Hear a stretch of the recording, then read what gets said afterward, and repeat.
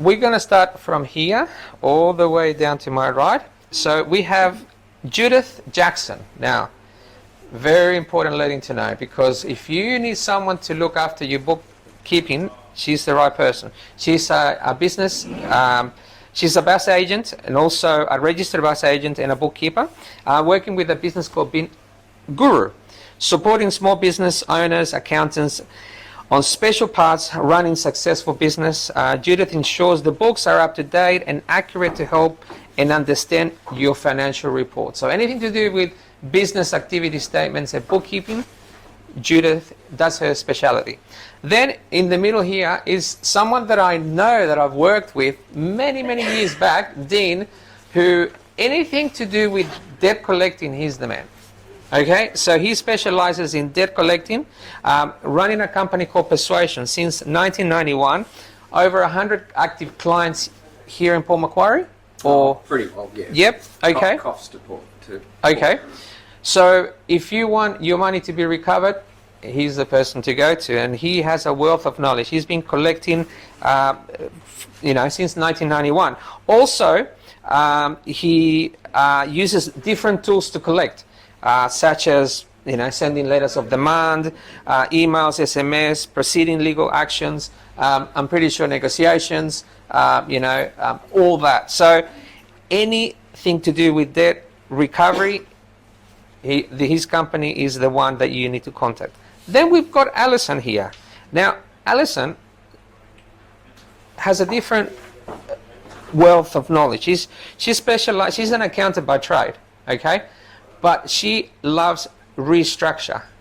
Companies that have either, about to go belly up, companies that are about to go bankrupt, she is the person that you normally talk to. She's been restructuring and insolvency, helping excess of 200 companies in Australia, New Zealand, the US, and Germany since 1994. So, wealth of knowledge. In July 2021, Alyson joined 3 partners and relocated to Cor Cordis to focus on the recovery of Australia post-pandemic, guiding to small businesses. So, anything to do with restructure, in your company, any type of businesses, Alyson is the person to talk to. Now, let me introduce what we're going to talk about this evening. And our title was Get Your Finances Sorted. Now, how many of you use Excel? How many of you use the sort section? The function. Okay? What are we use sorting for? Get things in a different order. Correct. Get things in a different order. And that's exactly what we're trying to do this evening. We're trying to get our finances, our business, whether it's a business that you are in a partnership or sole trader or a company, Pty Ltd. Okay? So there are 6 things that I'd like to mention and that we're going to talk about. And our panel here will be discussing those 6 special things. We're going to talk about, number 1, access to funding. Okay? Number 2, debt recovery. Number 3, inconsistency cash flow. How many of us sometimes in our business are suffering from cash flow? Customers are not paying. We got a tax bill that we weren't expecting. Emergency expenditure. Pretty much that goes hand in hand, doesn't it? Also reporting. Now, how many of us get a business statement and a report, to check how our business is going? Do we get any forecasting reports in our business to see what the next 6 months will bring? So that's another part. And then, last but not least, my father used to say there are 3 things for sure in life. What are they? Thank you. Taxes. So taxes. We're going to be talking about taxes. Now, typical lawyer, I have to make a disclaimer because otherwise this is going into YouTube, so we've got to make sure that we cover all bases. So this presentation is intended to provide general information only and is not financial and tax advice. It should not be relied upon as financial and tax advice or as a substitute to a financial tax legal advice. You should consult a qualified taxation lawyer, a CPA, accountant or CA, or your local accountant. MBF, which is us, Micro Business Forum, uses this platform to provide a small businesses owners with a guidance and information only. So what you're getting today, it's information only. Even though we've got 3 experts here, you need to do your due diligence behind doors to make sure that the advice that you need is targeted to your need. So that's very important. So we're going to open up the forum this evening by, we've done the introduction already, so let's go into access to funding. So I've got a question for the panel here. So there are many opportunities and alternatives of income. You spend money to make money, correct? Now, do we cut expenses, or do we invest to grow, or do we redistribute money? So why is it good to sometimes take up a loan or look for investors? How can we take advantage of grants from government, and what sort of fundings are there available out there? So here we're talking about funding, so access to funding. So I'll leave that open. Who would like to start? I think I'd just like to perhaps reframe that a little bit, because spending money, people can have a headspace of being a little bit frivolous. But when you talk about investing money, that's when you tend to sort of have a bit more calm and a bit more planning into it. So I think if we look at it as funding for investing into your business, I think that automatically puts small business particularly in a different mindset. And I think that's a really important distinction. So yes, often we want businesses to grow, and it might be in a marketing sense, or it might be in a supply sense. They're the two sides of a coin, and you've always got to be wary of both. Not wary, but aware of both. Because if you are wanting to invest in your manufacturing, for example, do you have the marketing in place to reach, to then be able to increase your production? Fine, but do you have the market for it to go to? Or if you're investing to improve your marketing, if that suddenly just takes off, have you invested, or have you got a plan for the manufacturing to keep up with that? So you really have to look at both those sides. And I think when you're talking about the types of funding, from my perspective, there are, pros and cons, whether it's an investor, whether it's a loan, whether it's a grant. There are pros and cons to all of that, and that is very specific to a business and for the purpose, and what it is you want to do with that money. So I don't know if anyone else wants to add. I don't. Do you? Excuse you. Okay, well, how do we turn this on? Don't touch the red. Don't touch it. Okay, it's working.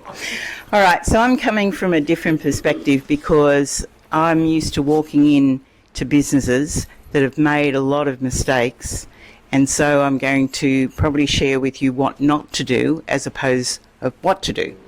So first off, if you're just starting out, don't start if you don't have cash behind you.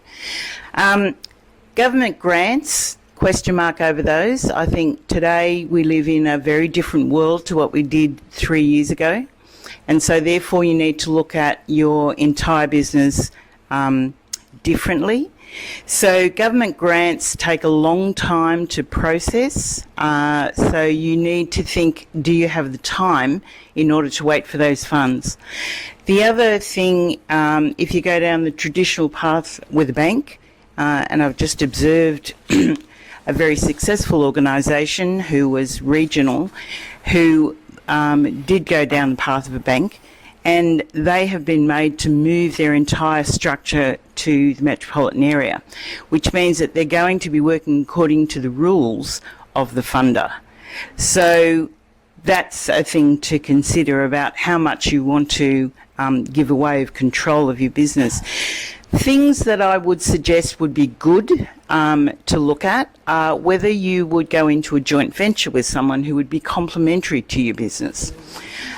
You could go to identify someone who might be a private lender and do a private arrangement with them, potentially maybe offering some equity in your business as you grow and there's success to it. So I think you need to be very careful about who you look to for funding if you don't already have that yourself. And one of the key things obviously is debt leverage. You want to be very careful about what you give for security. So take care of your projections. Make sure that you're paying a lot of attention to those and that you're checking them on a regular basis. They would be the three main things that I would suggest. Go outside your normal conventional things that you would have thought of, prior to the last 3 years, and begin to think of what else can you do that actually is less risky. So partnering with someone, I think it's something that I can resonate, because in our business, when I started dog breeding, for example, several years ago, I partnered up with my brother-in-law. He was living in Sydney, and we went together and we started a partnership between my sister-in-law, my mother, my wife, my brother-in-law, and myself, and we started a partnership. So I think loans are not always the alternative, but if you can partner up with someone else, I think that's a great opportunity. But thank you. Look, now so that was accessing funds. Okay, we looked at partnering with people. We need to be very careful on what we get. If it's a loan, like in this case, this was a regional business that was meant to be a regional business, but it was actually sent to a city. So that's you got to be very careful in those respect of where you're getting the money and how much control they have over you. Now the next part that I want to talk about, and I think this is a really important part. If you are a business who's suffering with debts at the moment, is that you've got customers that haven't paid for 4, 6, 10 months, whatever, a year. We're talking about debt collection and repayment. So the question that I like to put up to the panel here is, we don't want to be in debt, nor do we want to have customers owing us money, which affects our cash flow. I mean, obviously, our cash flow will be affected if we've got people that haven't paid for months, because when we do our forecast in our business, we know that, let's say, for example, $10,000 it's coming, let's say, next month, but that doesn't show up. So obviously our cash flow will be affected. Now, what is acceptable debt level? That's a question. Should we give credit? What are some of the strategies to collect payments? So it's very important. What type of, do we go the normal route, send a letter of demand, or do we go through either a solicitor or a debt collector? Should businesses charge interest for late payment? And how much? How much does a debt collector charge for debt collection? So if we want to go with a debt collector, how much do they charge? What if we need to sue a debtor? So someone who hasn't paid for, let's say, 10 months, and they owe us, let's say, $50,000, it's above, it's a big sizable amount. Should we sue them? Then do we write off bad debts and implication to tax? So I leave it up to the panel, and I think Dean probably would be the one jumping in. Okay, I'll summarise everything. Like I say, I've been a debt collector for a long time. I've seen it all. Basically, cash flow is number one.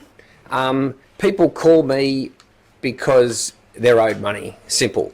Now, I'll try and summarise it as best I can in the way that if you're giving credit, you need to have your systems in place from the beginning, credit applications, which I'm sure everyone's heard of. It's very important to get a structure from the very beginning, get them to fill in a credit application and see what they're like. And if you've got company, Pty Ltd, and you're a director of that company, you need to get personal guarantees as well, in my opinion. But you need a lawyer to probably set all that up to get it all started, in my opinion. Because what happens is I will get a business calling me that can be from dental to vets to building supplies to anything, and they just they just give willy-nilly credit out. Here you go, yeah mate, off you go. They don't think of getting the forms done from the beginning about their actual person. And I've lost track now.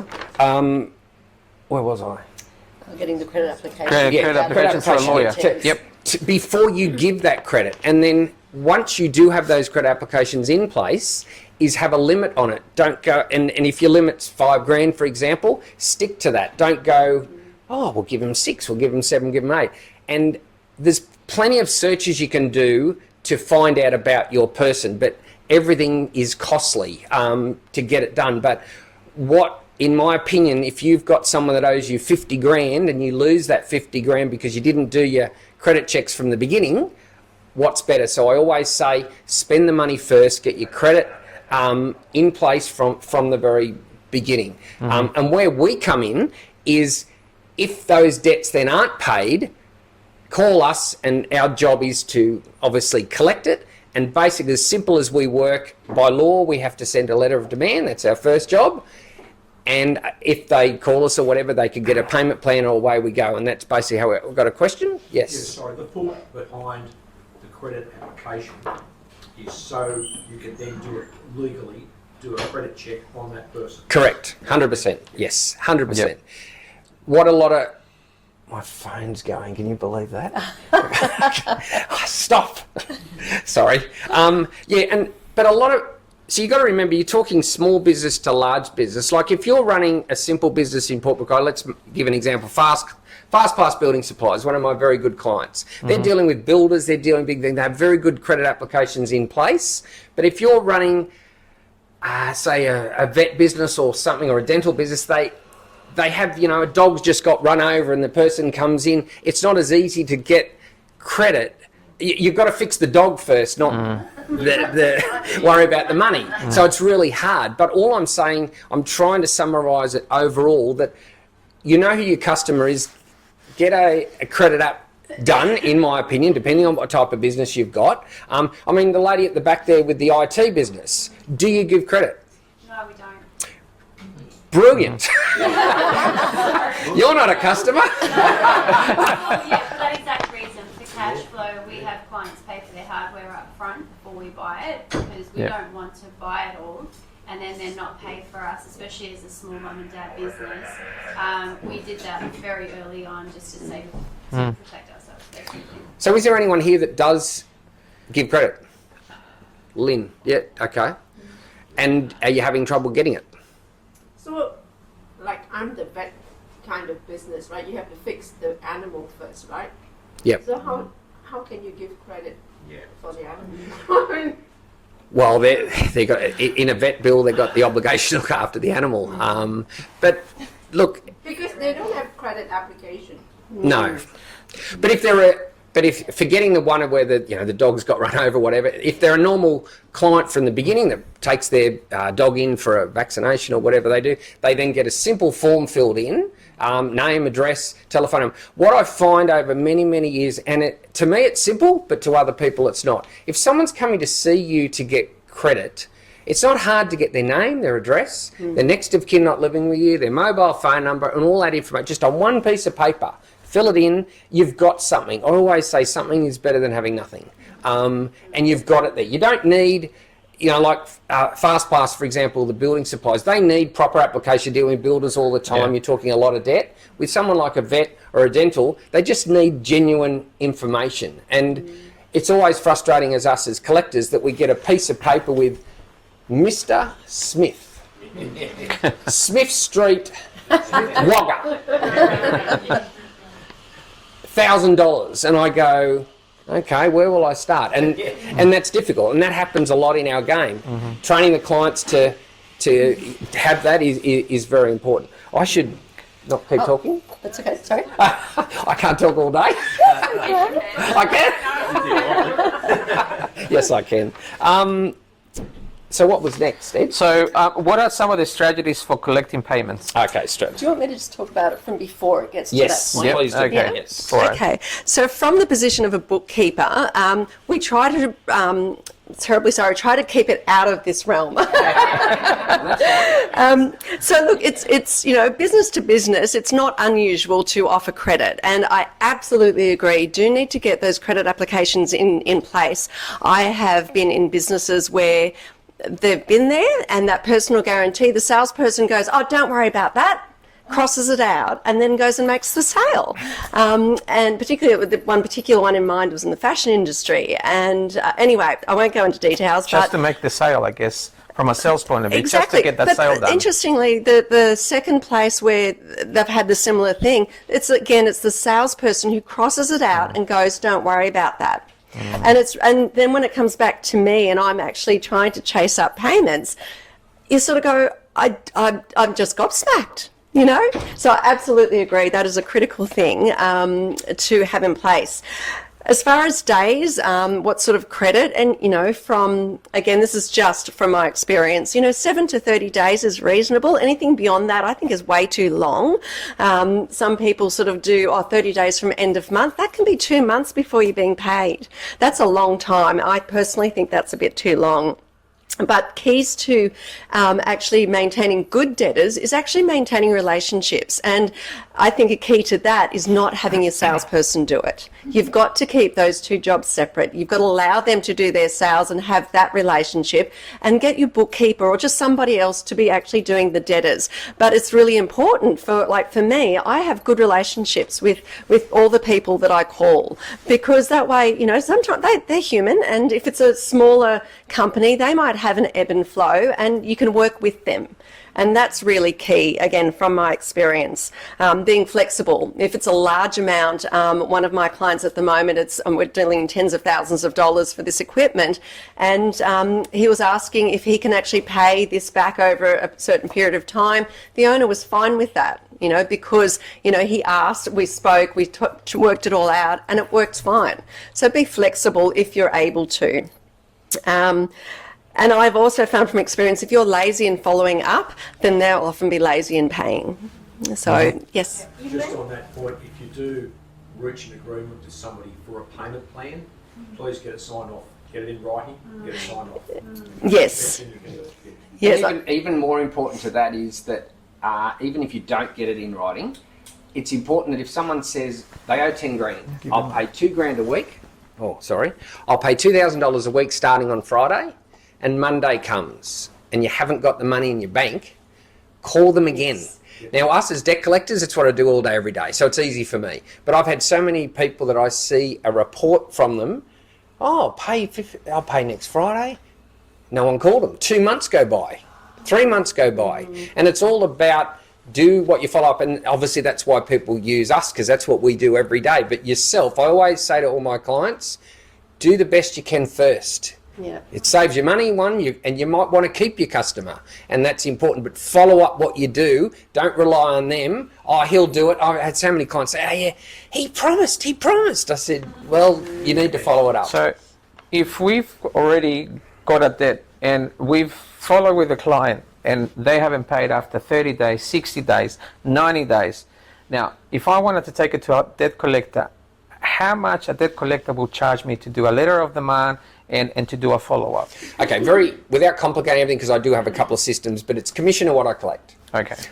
I do have a lot of clients that I do charge a annual fee to that give me work all the time, but it's basically very simple, commission of what I collect. Okay. And it ranges from 10% up to 50%, depending on the debt. You mentioned personal guarantee just now.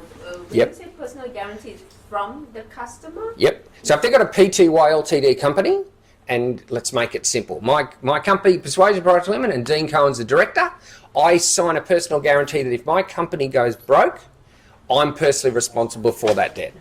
But it's got to be done properly. We've got to wonder, and what I'd love people to do one day is have a look at a system called Creditor's Watch. It is unique. It is the best system I've ever seen. What they're actually doing, and tell me when I talk too much, please. Yeah, that's fine. No, you're okay. With Creditor's Watch, it's a very good system. If you've got lots of account customers, they actually have designed a system of a credit application that they do. So you're very simple. You put your ABN in, and it actually fills it all in for you. It goes straight to our client with all the information, all filled in, all done, personal guarantees, the lot of anything you want. Your terms and conditions are already there, and it's brilliant. The only downside to it, it's costly. But like I said before, if you lost 50 grand and you put 10 grand into your business, it's going to help down the track. And it is brilliant. It's the best thing I've ever seen. Because actually, the best thing I love about it, put your ABN, your company in, and there's 2 defaults against that company. and you go, because it actually does a credit check on the company straight away. Are you then going to give that guy 10 grand credit? Well, I know I wouldn't. So it actually shows you. And let's say they don't have defaults on them and 6 months go by. You get an email that will go straight to the client saying there's a default on this guy. So you can then contact your person that owes you the money and see, because something might have happened. You know, we've all heard of the Telstra where you've had your phone and, you know, it's a default's gone against your name, wasn't even you. So sometimes mistakes can be made, but it's being aware. I've got a massive client that runs a food distribution business called the Providores, and they're massive. They're just using this creditors watch system now, best thing they've ever done. And what got them onto it, which I've asked them for years to do, over a period of years they were losing 5 grand here, 10 grand here. One guy owed them $300,000. Wow. I think they got it back over time, but that was a big wake-up call going, this is crazy. And what's happened just recently, I obviously can't mention names, but someone went broke in this area. He owed 29 grand. When they saw the checks, because they've only just joined Creditors Watch, the system come up seeing the defaults. Now, if they'd already joined Creditors Watch because it was halfway through, and then they saw all the defaults coming up, they never would have been giving this 30 grand. They would have known if they'd been in Creditors Watch a year or two before, they would have seen the signs, and it's all about seeing the signs of what's going on. And I see it happen all the time. And someone like Alyson here, when she sees the defaults and what's going on with the business, and people's paperwork are terrible, aren't they? So, Alyson, what can you tell us from your side of restructuring? Okay, so a basic thing to do is check your invoices. Make sure that on your invoices, now it depends on the kind of business you have. IT business down the back, good idea. If you're supplying goods, you want to be able to have a note on your invoices that you actually retain the title of the goods until such time as they're paid, which then allows you to go and collect them if they're not paid. Also, if the company does go into an external administration, you actually rank priority over the administrator for those goods. Okay? So you need to put that on your invoice so that people are aware. That's certainly one thing. And the other thing is to actually make agreements. You're not necessarily going to have, depending on the type of business, say it's a vet or retail business, you might have a comp blanche. We only do 14 days, that's it. But if you're in a regional area, as you would know, you like to sit down, look someone in the eye, and you do business with that person. So you may do different agreements with different people according to the relationship you build and essentially the business they have. And there's no reason why you can't do that. So make sure that you do that from that point of view. Take each person individually because, it's certainly important. We're in a different world now than what we were 3 years ago. Absolutely. And so therefore everyone is looking for complementary work. Everyone is looking for support from somewhere. But you're not a bank. So don't act like one. Or a charity. Yeah, or a charity. Now, that's exactly right. We've come to the point that we've sent the letter of demand. A time has gone by, let's say 60 days. No one has replied, and we want to be able to now to retrieve that money that is owed to us. So we're going to sue the debtor. What is the process that we need to follow? Can I say one thing before you move to Dean on that? If you don't take notice, and this is what, certainly we do from an insolvency point of view, if you don't take any notice of that notice of amount owing, by default, you're complying that it's owed. Okay? So you need to actually respond to any sort of letter that you are actually receiving, statement, overdue notice, what have you. If you don't, then you are complying it's owed. And then you have to deal with Dean. And then we follow up. The letter of demand was sent, 60 days have gone past, we haven't received any phone calls or anything. What do we do next? We sue them. What's the process? Okay, so I use solicitors to do all legal work when needed. I'm very reluctant to go down that path, and I'll tell you why. If you're owed money, it's $298 now just to have it stamped with a court, just straight away. So what I find as a debt collector is 90% probably of everyone that I deal with, I'm happy if you owe $4,000 and it sounds silly and you want to pay me off at $20 a week, that's fine. That's a plane, I think. It's fine because I'm getting something out of you. It's when they do absolutely nothing, they muck you around, and then you need to go legal. You've got to find out about the person that, if he's living, no offence, at a commission home and there's, no money in that particular family that you can tell, I don't like spending good money after bad. But if you've got someone that has a good job, I will tell you a funny story that goes back years ago of how I actually got a very good result, and people will be baffled how I got it, but it's a very simple one. We're talking about salesmen. Advertising company in Sydney was owed $4,000 by a Chinese restaurant in Queensland. It was a PTY Ltd company. The $4,000 that was owed, I wouldn't answer my letters, wouldn't answer my emails, answer nothing. So I took out a statement of claim through a lawyer with it. Let's say the debt got up to about $5,000. I got what's called judgment against them through the court, and I'm thinking, what do I do now? Because it's in Queensland, it's a different state, different rules without complicating anything. So my sister lived 20 minutes from the Chinese restaurant. Now this is the best thing I ever did. I thought, right, I needed a bank account to garnish the bank, and I had no idea who this Chinese restaurant banked with. You don't need an account number, you just need to know who they bank with. So I rang my sister and said, Kimberly, I need you to go to the Chinese restaurant, here's $50, get a good feed. And people are thinking, well, what do you want that for? The receipt had Suncorp Bank on it. True story. $5,000 got in my trust account within a month. Done. So what I'm getting at is that there is people that you should take legal action against, and then there's some that absolute waste of time.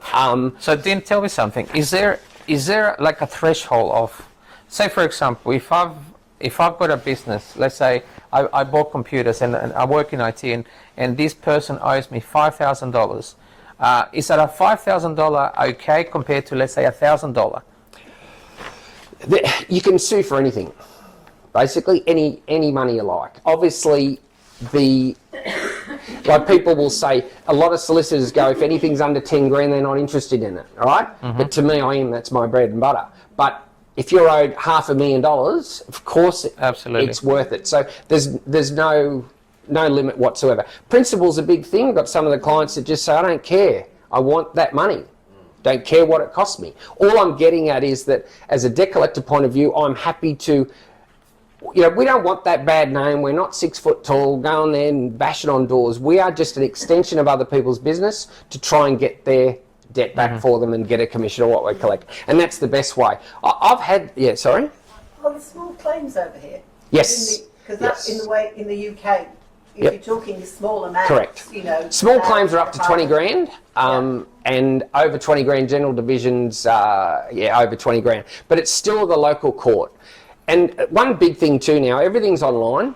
So it's a system called Justice Link, and everything you can produce and do online, even yourselves, you can do it yourself. But I always say to my customers, that's dangerous. I've had so many people that have gone and taken out a statement of claim themselves. They've sued the wrong person. They've got the name wrong. They've got everything in there wrong. You've got to know what you're doing. And sometimes it works, sometimes it doesn't. The courts, no offence, they're just there as administrators. They're not there for any other reason.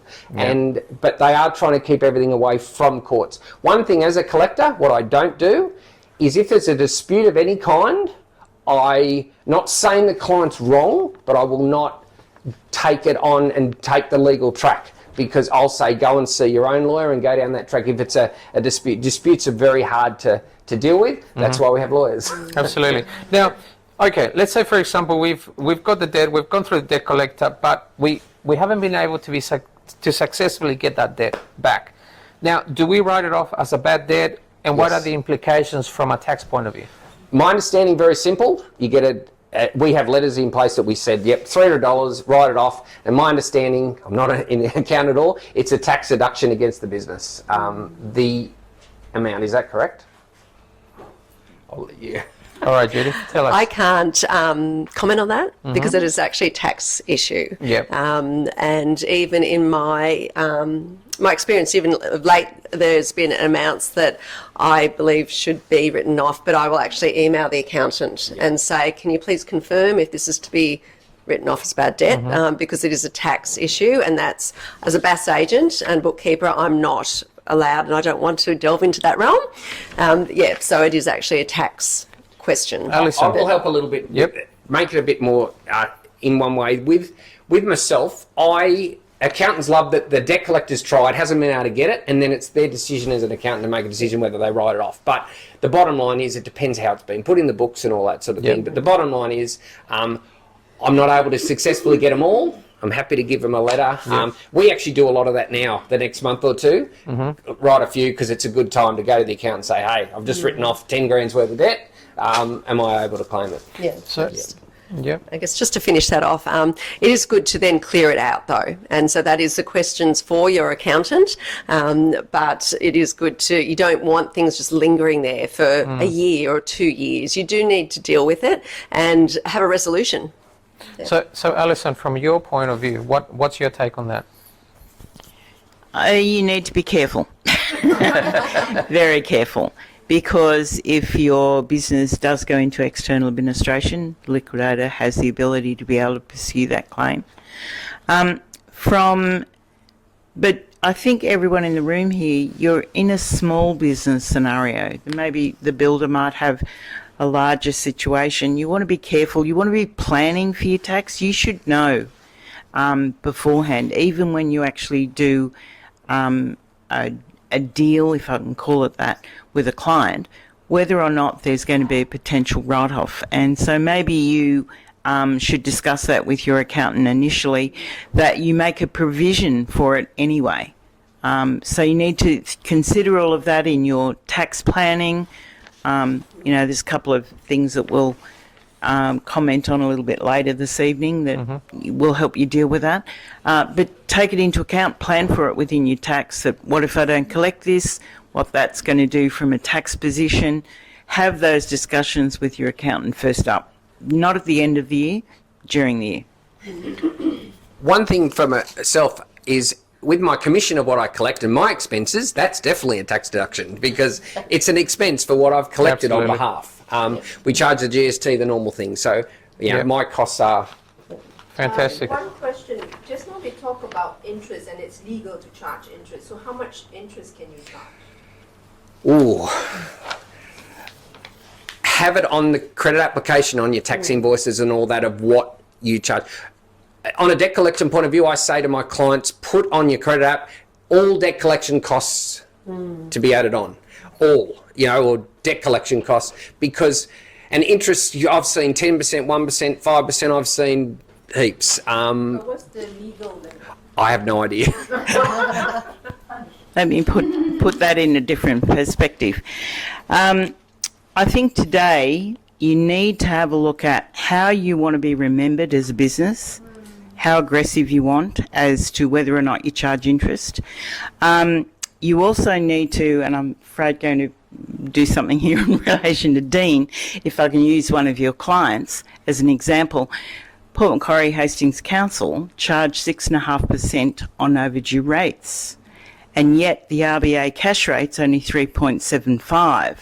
So there you have a bit of an issue with someone else's charging an interest rate that is more than acceptable on a forced tax. So I think you need to be careful. How do you want to be remembered when you're thinking about what you're going to charge? You need to do your agreements beforehand. If you're doing a large job like a building job, then you might look for security beforehand. Take some sort of additional security, not just a guarantee, but maybe you actually want a deposit up front that's like a bond in order to be able to cover some of your costs, your outgoing costs. Yep. So those are the things that I would say you need to do the pre-planning, not do it afterwards. Yep. Yes. Yeah. Just out of interest for the room, the ATO, if you've got an outstanding tax debt, at the moment they're hitting 7.98%. So Again, a forced tax, and it's, you know, we're talking, I'm not going to make a judgment on it, but I would have issues about ethics on what's appropriate. Or even that ATO, but a real good guideline with the same money. ATO does. Alyson's 100% right, but one little thing is it's actually 6% with the. No, 6.5. I'll show you. So why? Because I checked it before I Is this recorded? But checked it before. unfortunately, it gets worse. Guess what it is from the 1st of July? Oh, it'll be going up again. 9. Yeah. See, 9. we're talking ethics here, given. So I'm talking about ethics and credibility in your business, given the fact that you've just gone through 3 years of very hard business operational issues. As what is the reason behind all of this happening? Yeah. So just be very careful about how you actually want to have your business. You want to be remembered. We are actually using this as a tool in a way for the interest being so high with the rates, is that we are actually saying to them, well, go to the bank and actually you're better off than paying it to the, you know, to the council. So we're actually doing that because I'm pretty sure you could get a lot better rate at the bank. Yeah. But we could be in that all night. Hey, another question? Yeah, no, I was wrong on that. The current ATO rate is 10.46. And on that bombshell, ladies and gentlemen. I'm glad the lady asked a question about interest. Can I just... I'll call it, which has amazing information. So while we all inwardly digest, if you'd also like to inwardly digest some fact. All right. Thank you, everyone. This is the next part of our discussion panel. Get your finances sorted. Now, we've got an offer on the table at the moment that Alyson will tell us a little bit more about it. Can you tell us about this offer? Sure. I think as part of recovering over the last 3 years, there's a lot of things that people are questions about moving forward. Maybe you don't get to speak to your accountant as much, but I thought tonight that there would be an offer that I would be able to do what we would call a cash leak investigation or a cash leak audit. And if you would like to email sgau@horizon.im, that's HORIZON, Finelli, I for Indigo, M for Mary.com, and in the subject put Micro Business Forum, then I will be able to contact you and we can do something personally with yourself, and that will be on a with compliments basis. Fantastic. To find some cash leak. So embarrassing. Cash leakage. Fantastic. Well, now you have the offer that if you haven't written that detail down, we'll have a copy of that for you later on. Now, let's go to the next point, inconsistent cash flow. Now, how many businesses suffered from cash flow deficiencies, you know? Leakage of cash flow, people not paying, you know, all that. Now, some of the questions is, how do we ensure good cash flow? What are some of the strategies to consider? For example, prepare and maintain a cash flow forecast, establish clear payment terms. I think we've touched some of that, haven't we? Invoice right away, offer periodic payment packages, make payments easy for clients, minimize your debtor days, focus on cash flow, no profits. Very important, focus on cash flow and no profits. Look at the big picture and outsource CFO services. Now, I think we've covered some of these points, but what can we talk about in a very quick way, because we've got 4 more points that we need to cover, okay? I've got just a few things here that I'd like to mention. That, as you mentioned, having a plan means you've got some clarity and certainty, but not having a plan, you're in the dark. and uncertain on things. So really having a plan, it doesn't mean everything will always go that way, but you at least have something to work towards and you can measure things against it. And, you know, and that way also when you do get money in the bank, you may not be as tempted just to spend it because you can refer back to your plan and look at it and go, oh, that's right, I'm planning for this expense coming up. It might be in another month, but it's that plan for you to refer to. So you don't go, oh, excellent, I'm going to go pay off a personal thing or go on a holiday, which is also great at the right time. But yeah, the cash flow, having the plan is super important. Have a plan. Yes. Fantastic. Judith. Coming from a different point of view, you do 3 budgets and 3 cash flows. Do one that's your high, your medium, and your low, and then budget for the low to medium. That's what's going to really give you a little bit more padding in it.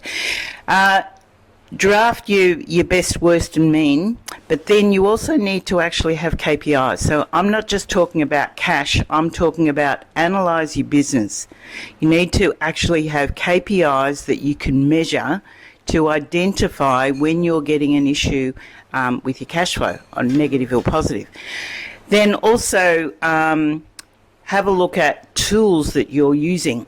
So while you've got marketing tools, you want to make sure that the software that you do use actually helps you with KPIs as well as your marketing. And so there are some certainly things there that we can actually recommend to tools that you can use, because you want to be able to filter and monitor out what those things are that are actually draining the cash.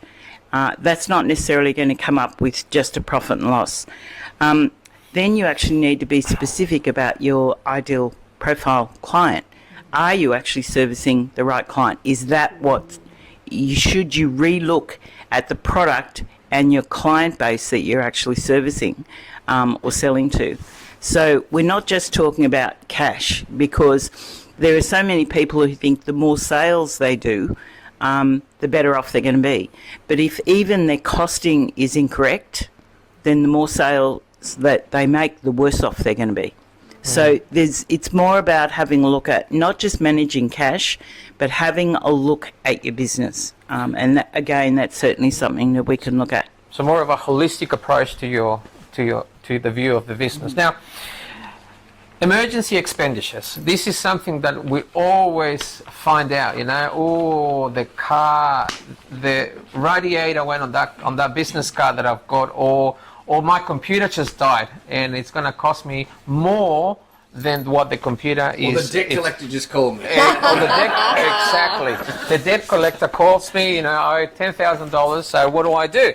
So those are emergency expenditures. So the questions here is, you're always going to have surprises, you know, when something all of a sudden happens. So how can you carefully plan for these sort of things? How much should you buffer, for example, and why? And how about insurance? Obviously, let's start with every business is different, and every business owner is different. However, I think there are 2 types of businesses. There are those who are resilient and those who are not. And that, I find, comes from their habits. For example, the first is somebody who will actually keep some money in the business and actually keep business money for business expenses as well.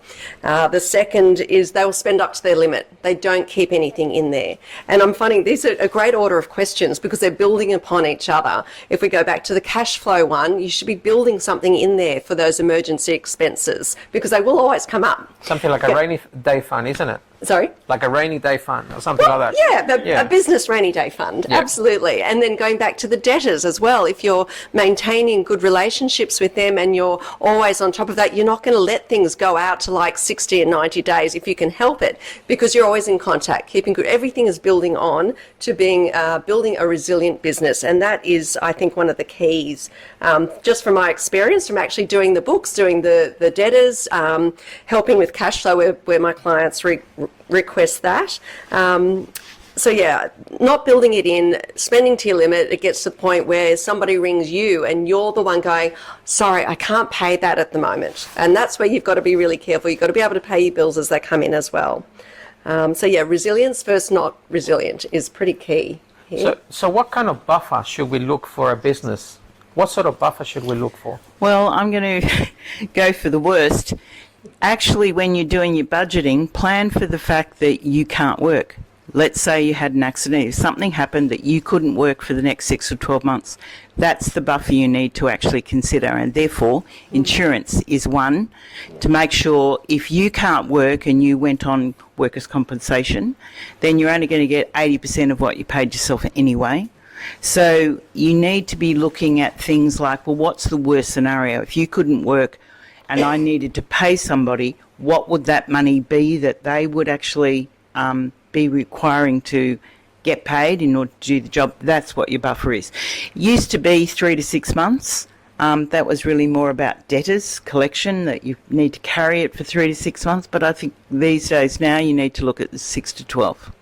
Can I give a real life example? Go for it. So for us and our business, obviously we had the GFC, and then my husband fell sick with cancer and had to go through chemo, and those two things saved us massively. So my husband is the sole income earner as well, so I help him in his business.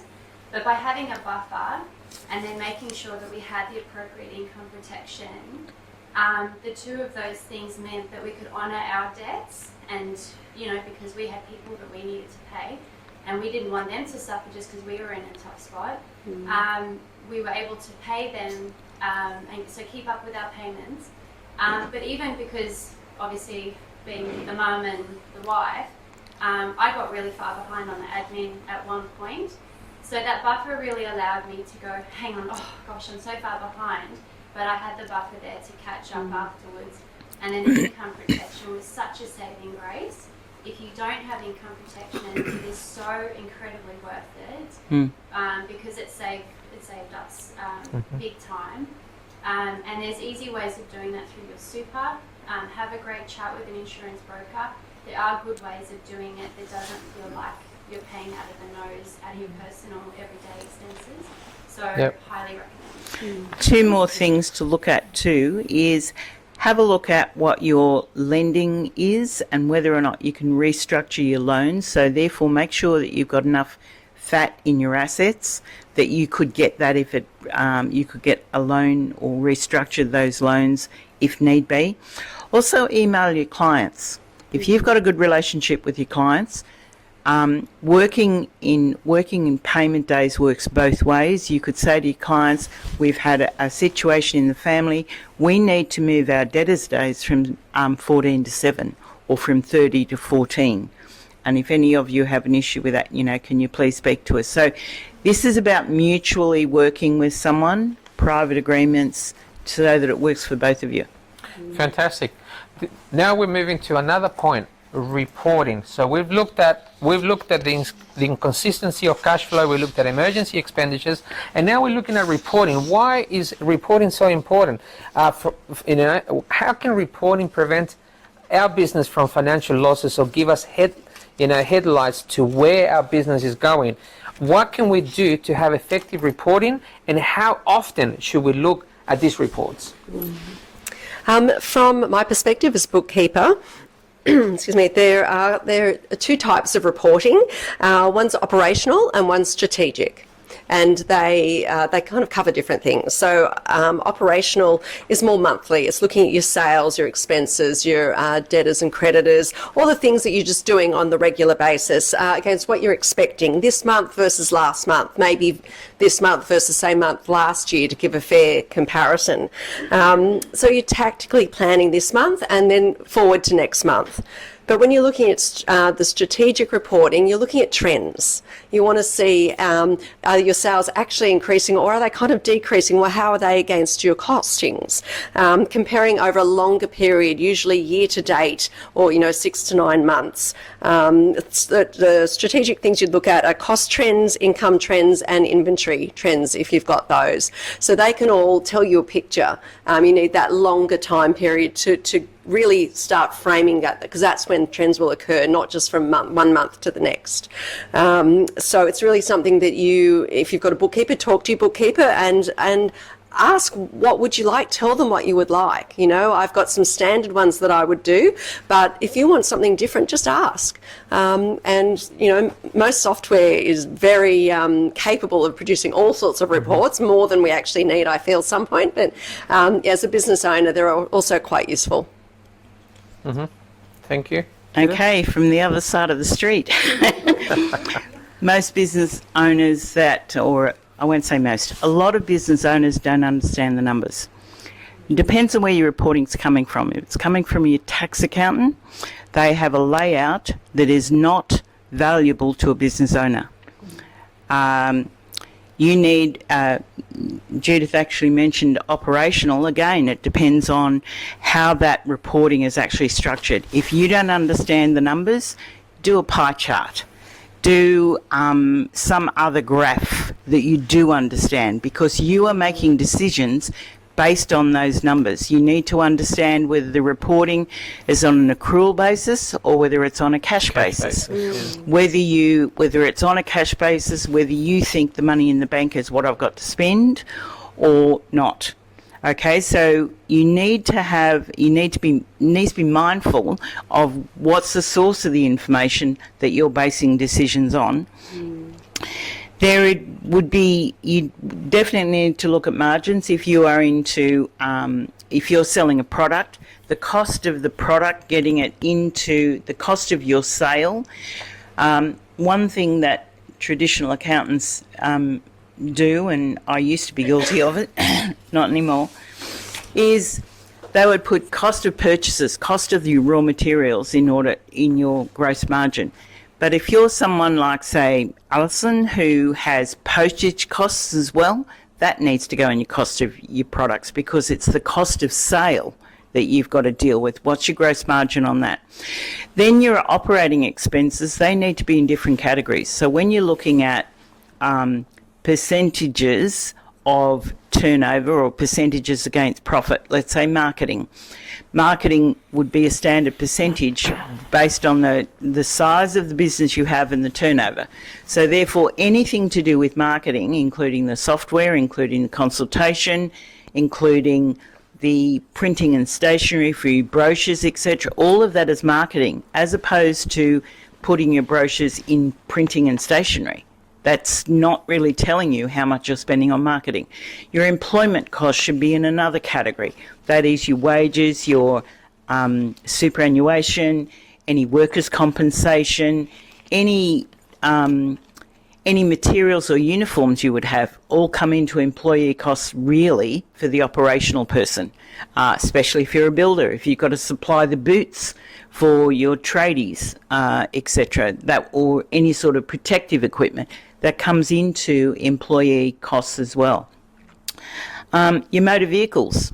You need to have everything in relation to motor vehicles, whether it's registration, fuel, tyres, repairs, etc. So I would actually categorise your expenses, your operating expenses, into different categories, and then you have your KPIs that are going to be relative to the percentage that they are to your turnover.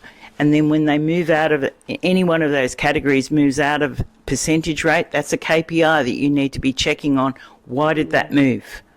So when it comes down to looking at them, depending on the business that you have, will depend on how often you do that. If you're out there doing just selling a product on a regular basis, on a weekly basis, then, you know, maybe fortnightly to monthly is sufficient.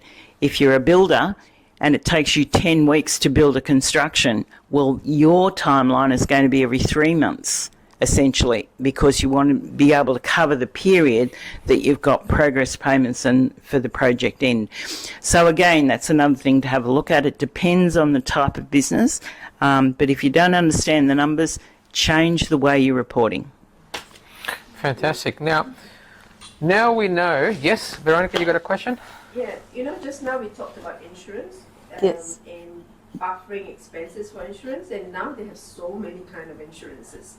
So we heard that TPD and income protection, all those are basic one, public liability, and now they have cyber insurance and your service you have to be insured for it, so that in case you Indemnity. get wrong advice. Professional indemnity, yeah. Yeah. Yep. Indemnity insurance. So, how much do we have to buffer? It's so You don't. So when it comes down to insurance, when it comes down to insurance, really, I think what the minimum is, from a personal point of view, I would look at the minimum. You've also got to look at the tools you have in place that are going to negate you having to get insurance.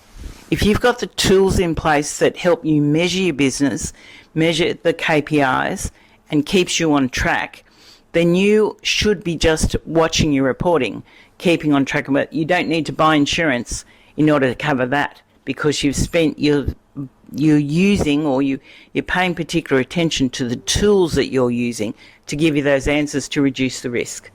That would be one of the things that I would probably look at, because essentially when it comes down to insurance, and I'm glad we haven't got an insurance person on the panel, their whole idea is about not paying out. Yeah. So you want to make sure that you reduce your risk in other ways. So if you're a sole trader, for example, because we might have sole traders here, okay? Yeah. What would be the minimum insurance to cover the risks? What type of insurance and what type would you need?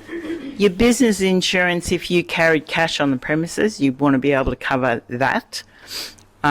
You'd want to be able to cover any sort of breakdowns with your computer, or where you actually file your records, your client records, that sort of insurance. And other than that, probably workers' compensation and income insurance. If you fall sick and you can't work, you need to be able to provide something that will pay for somebody else. And workers' comp, that's even a struggle on its own. But your own personal insurance, if you can't work, that's sickness insurance. Then, they can't knock you back there, but you've got to make sure that you've got those records in your system. So if you're fleecing your own business, then you're not going to get the insurance payout to actually cover those things as well. So again, that's someone, sitting down and speaking to a strategist that we can talk about. Just, excuse me, just following on from that, as Alyson said, there are things you can also do to mitigate that risk a little bit. And it's simple things like, one of the things I do, it's an absolute process, is if I'm adding a new customer into a client's bank, for example, it's somebody we've got to do a payment for them, it's the first time, I always ring to check the bank details. Because, and even if it's for a small amount, because I actually know of examples, some which have happened to me, but we've caught it. And also my insurance broker, who's local, he told me a story where somebody was on the phone to one of his suppliers, and anyhow, he said, yes, send me the invoice through and I'll pay it straight away. Within that hour of them sending the invoice through, it had been changed. The bank details and the PDF had been changed. And so he actually paid it on that. It was within an hour. And it'd been changed, and he paid the wrong person, like tens of thousands of dollars. Wow. And so it can happen. Cyber insurance happens. What I understand is that you'll be, I don't want to say anyone here, but you can be listened to for a long time, particularly if you're dealing in large amounts of money. You can be listened to and nothing happens. You have no idea until something like that, a phone call is overheard or something happens where, or an email is exchanged where they see a large payment is going to happen. And that's when something will happen. So as a matter of course, with myself, I always ring to verify, a number that I've got, always ring to verify if it's a bank change as well. Again, for one of my clients, she rang me to say, if you guys change banks, and or straight away, like it was a $60,000 payment, straight away was like, no, we haven't. She said, look, I didn't do anything. I wanted to call you because we've got a relationship, because I'm calling her on a regular basis, just, as to follow up. Not that she's late this particular day, there's just a lot of transactions, but we've got a relationship. So she knew I hadn't been the one to talk about the bank change. So things like this happen and you may not be aware of it. So that's one thing to mitigate risk. Yeah. I'm sorry, and one of the things that you haven't mentioned yet, which I'd please contact your insurance broker and discuss with them the positives and the negatives of it, but especially if you have a premises or you're selling a product that people are consuming, if you were without personal liability and public indemnity insurance, in my opinion, Yep. yeah, exactly, you'd be mad as cut snake. Yeah. I can't do a market without 20 million products Yeah. and personal liability. Insurances are very important and something that we are very, very aware of it, that anything at any time can happen. Like for example, we had flooding happening 3 years ago. Back in my house, I live in the mountains in Rollins Plains. In the back of our property, 20 meters of water was coming down from the mountain. And remember when the telegraph point got all flooded and Paul Macquarie got flooded with all the cows coming through? About 500 cows from my neighbours were coming this way. Wow. So I had to, unfortunately, I was put in the panel with Telegraph Point as a lawyer to help fight insurance companies because it's so horrible. There were people 30, 40 years with, I won't mention the insurance company for legal reason, but very well-known insurance company, no, they didn't want to cover them for floods, and they've lost everything. If you go Telegraph Point, there's still some people fighting, and I had to fight with some of those insurance company on behalf of the client. So insurance can be a good thing, but also make sure you you understand your PDF and you understand what you're covered for. Can I just say, as a business, I see the value in working with an insurance broker. Because, and particularly one who I do deal with, who obviously I'm not going to say your names, please speak to me if you want a reference. He actually jumps in that mediation, and Absolutely. he gives you options as well. We recently had to get some new insurance for something I've bought through the business, and so I requested something, he gave it to me, went, oh, actually, can you do this? Yep, turned it around very quickly. But he will then be the one who will be doing any mediating, and he's given some really great examples. It's great having the chats with him, actually. So as a business particularly, it is worthwhile, I find. Cyber insurance, I think you mentioned it, I've got that being in finance. I've got to make sure everything's covered, and again, mitigating things. I've got particular securities in place, vaults, password protection, that sort of thing. There's a lot that you can do, but I don't think that To minimise the risk. Yeah, it removes perhaps the need for certain insurances. Dean, I'm sorry, ladies and gentlemen, we have 10 minutes left. we've got 10 minutes. We're on the last I'll be question. quick. Last question. I'll be quick. What I wanted to say is what Judith just said about ringing up to check the bank account. So I want you to go after tomorrow, next day, tell your friends, tell everyone you know to start doing it, because I'm telling you, I've got a client that's owed 20 grand, and what happened is over a 6-month period of time, this guy's in Western Australia where the money's owed. Invoices kept going through. The boss got the invoice when he's in WA, but he was in another state. The invoice filtered through with a different bank account on it. It got changed. $20,000. The guy paid it in 2 lots of 10 grand, thinking he'd paid it to the right account. What had happened is it got somehow filtered. God knows how they do that. And the client hadn't checked it because it's a massive company here that didn't even see it all. Didn't find it for about a month later. Contacted the debtor and said, mate, you haven't paid. He said, yeah, I put it in this bank account. The money's gone. It goes like that. This particular guy that I'm chasing today for 20 grand is paying me off at $1,900 a month over the next 12 months. He's had to pay it again. Wow. Now, I cannot express enough what Judith just said. This is getting worse. It's not a joke. Anyone you talk to, kids, your parents, whatever, it is so important, because I tell you, the money is huge out there. And I think if we've learned anything today, that's more important than anything. It is terrible. Okay, we're Can I going to offer have... just one last thing there? Community banks or customer-owned banks, some of them still use checkbooks. Still use checkbooks. So consider that too, is to whether or not that's not a bad idea for larger amounts, rather than doing a quick EFT. And I don't use the phone for payments at all. Or get a bank check. You can go to the bank and get a bank check as well. Fantastic. Well, last point. Top tips to prepare for your tax return. Now, we are in May. It's coming down. Tax time is coming now. So, personal, company, super. What are some of the tips? What are some of the things about that we need to prepare ourselves for tax return? Can we write off or expenses out, if we have a tax payment or a tax debt, do we have can we get an installment payments? What can we do? What are some of the tips that you guys can provide to us? This might be a nice quick question because I can't comment on tax things. However, so yeah, it's a great question for your tax accountant, but it is the perfect time. May is the time you should be going to your tax accountant and doing some planning, whether it's for your superannuation, to work out your wages as the business owner, you know, what things, how are you going to structure things. So it is the perfect time to go and talk to your tax accountant for all of these things.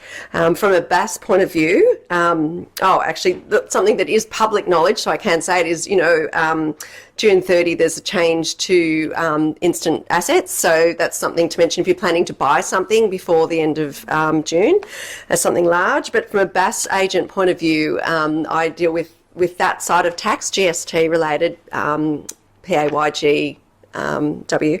So yes, we can set up payment plans. So from that side of it, that's a regular thing, not just end of year. But yes, we can set up payment plans.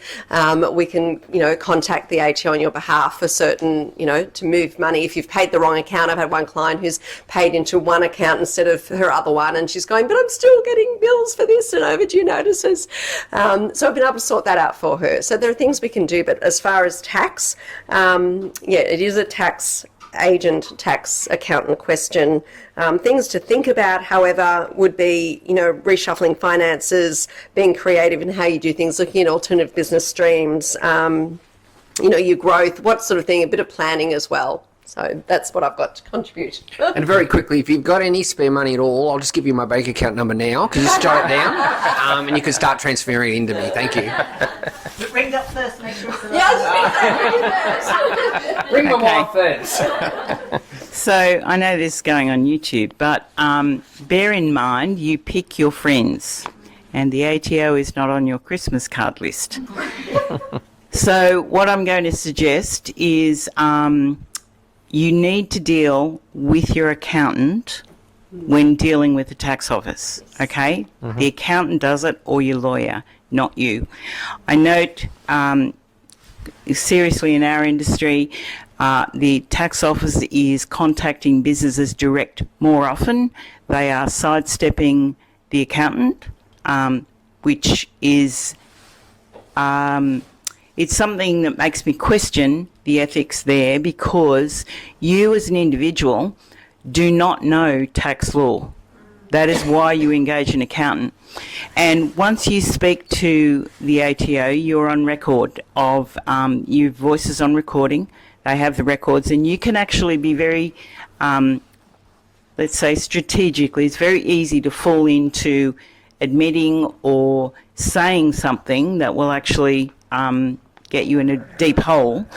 And from that point of view, they've got the recording, you haven't. So I would recommend that you speak to your accountant to deal with the tax office, who could then, if you've got a serious issue with outstanding statutory payments, then someone similar to an insolvency practitioner or myself, who does restructuring and can give you the avenue for safe harbour that allows you to be able to, they can negotiate on your behalf in order to get that down. We do a lot of work that way. Mm-hmm. So it's something, because you're not a trained accountant and you don't know tax law, thank the ATO for calling you and refer it to your accountant. I had calls from ATO and said, oh, I think you're a scammer. And that is something that we're going to be very careful and mindful of. They're not supposed to call you, but they do email you.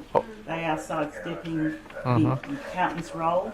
Go back to your accountant. Yeah. Absolutely. Any links, messages from the ATO that come through your phone. Yeah, or emails as well, because you get them both. I got an email, it was really good, and it was all that special, it looked like them, but I thought it was weird because I did go through my tax of my accountant, and so I rang her, and she said, no, it's a scam. It's a scam. Wow. So, and Yeah. so I doing it. All right, ladies and gentlemen, I think we've come to that point. I hope this meeting has helped and open up that part of your brain where tax time is coming through, and how we can improve our businesses with our debt, and also sorting out our finances, because that's so important. So I just wanted to thank Judith, Dean, and I also wanted to thank Alyson for the help that you've provided us this evening, for our businesses that are here. So we just want to give them a hand.